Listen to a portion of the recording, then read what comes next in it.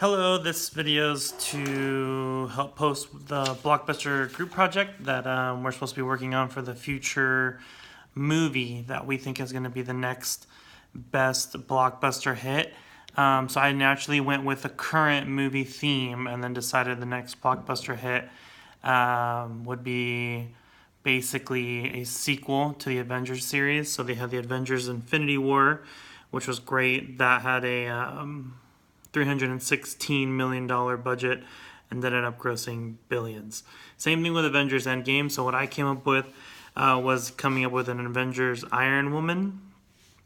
Set the budget at around $275 million because some of the characters in that movie aren't going to be needed. Basically, at that point, it's just more profit because the cost to produce the movie is not going to be the same. So I think it's good on that end too.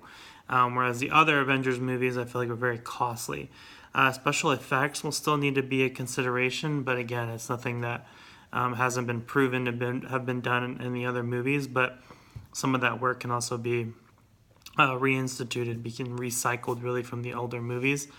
Expecting a gross profit, I put that in my worksheet at around 1.5 billion, just because the other movies grossed a lot of money, and I think it's because he really wanted to see where the plot went. But coming from this movie, so where this movie is really taking part of is if you take a look at Morgan Stanley, who's Tony Stark's daughter in the movie.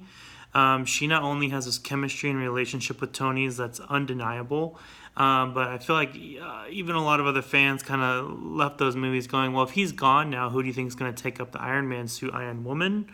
So I thought there was a lot of room there for her to get older, hear about how her dad died. She was younger in the movie, probably didn't understand what happened. So as she gets older and recollects that video that Tony sent her, it's like, who wouldn't think that she would grow up and later want to take in her father's footsteps? As much as Pepper might not want that, I saw that in the movie. I think other people see it. And then she's going to say to herself, if they were all put back, the Infinity Stones were all put back, what's to stop that from happening again? So that's where the plot of the movie is she has to collect these stones all over again and secure them so that her father's death wasn't in vain.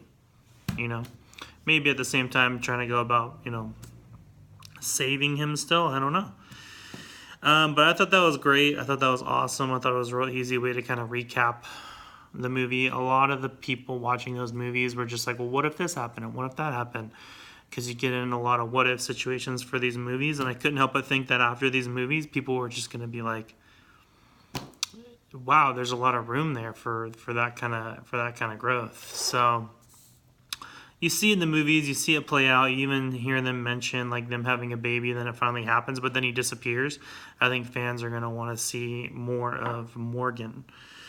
So that was the genius behind that movie idea. I think it's going to piggyback off of the success that's already been there.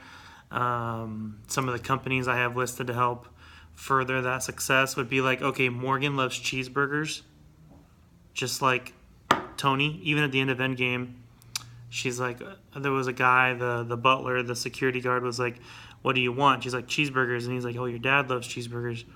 Like, go to In-N-Out, go to a burger place. I put In-N-Out in my paperwork.